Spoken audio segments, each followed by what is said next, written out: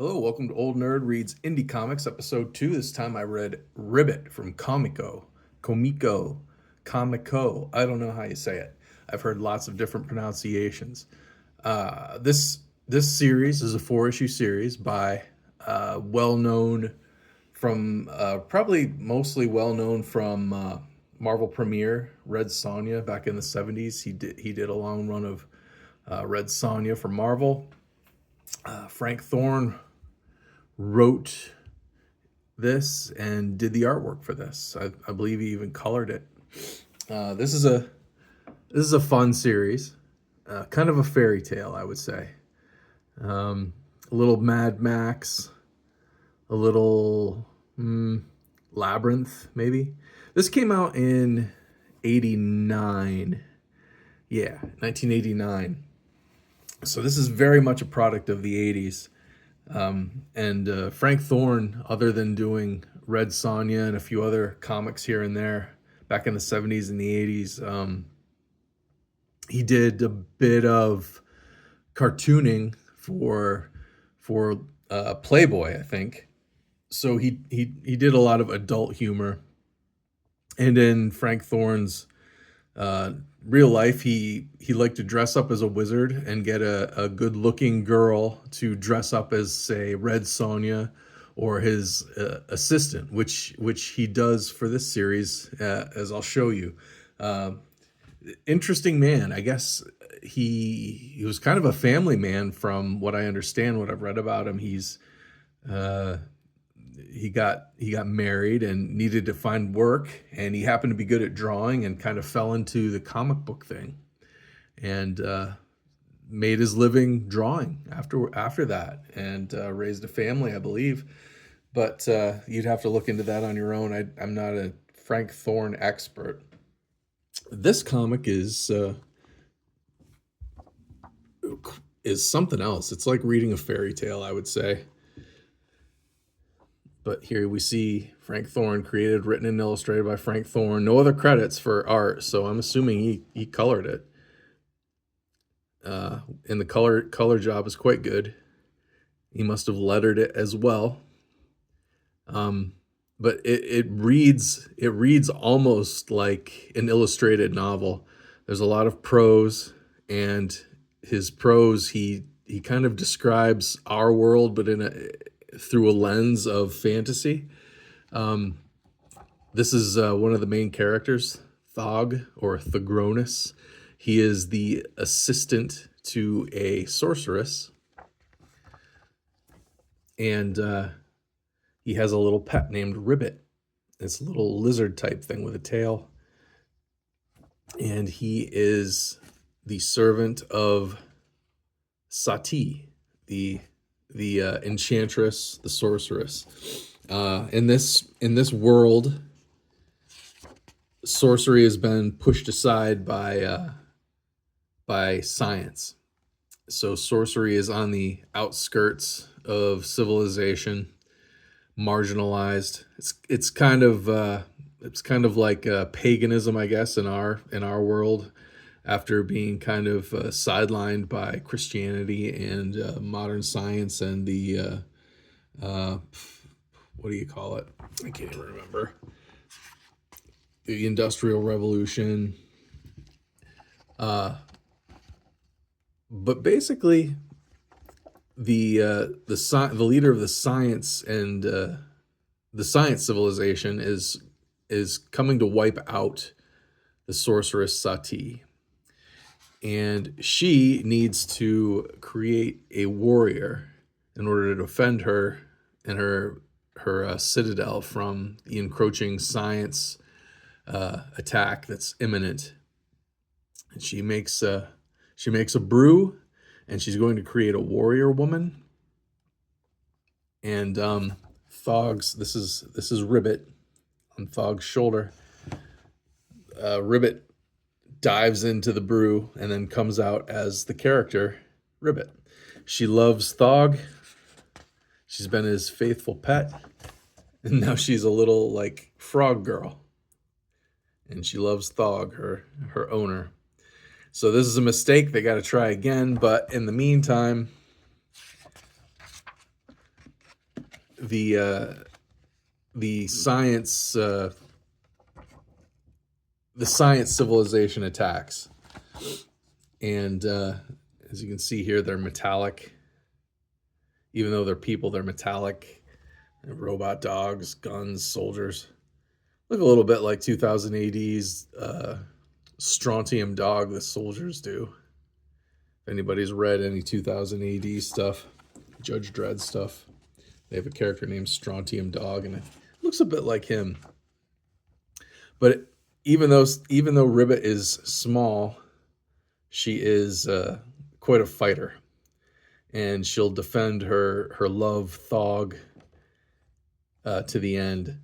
So she takes on this robot dog and disappears, and that's the cliffhanger for the first issue. But it's this issue's hard, or this series is kind of hard to describe, other than just being a kind of a bonkers, whacked out sci-fi fantasy, mostly fantasy. But here's what I was talking about earlier. This is Frank Thorne dressed up as a wizard, and he's actually a character in this story. But here it says Frank Thorne as Boomer Fenn, renegade alchemist. He's like Sati. He is one of the wizards that's been pushed out of society and is out in the fringes, still practicing his magic. This is his lovely assistant, Linda Burrell, as Sargasso, reservoir of all knowledge. And this is the green orb that is the source of the magic for Boomer Fenn. But in a following issue, number 2, I believe, we'll get to see Frank Thorne drawn into his own comic. Here Ribbit is picking up where we left off last issue. She's beating this robot dog to death. Let's see if we can find Boomer Fenn, aka Frank Thorne. Ah, here we are. So they have to journey to his kingdom for his help.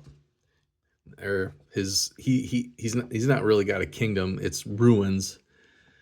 And he has set up shop in these ruins. The artwork in this is fantastic. There's so many things that you can find in the background, little Easter eggs and stuff like that.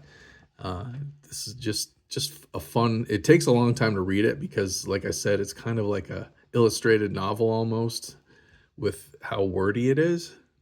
But the writing is so fun, and the way that he describes modern stuff through, like I said, a fantasy lens is very interesting and keeps it very entertaining. But this is Frank Thorne and Sargasso, Linda Burrell. Is that what they said her name was?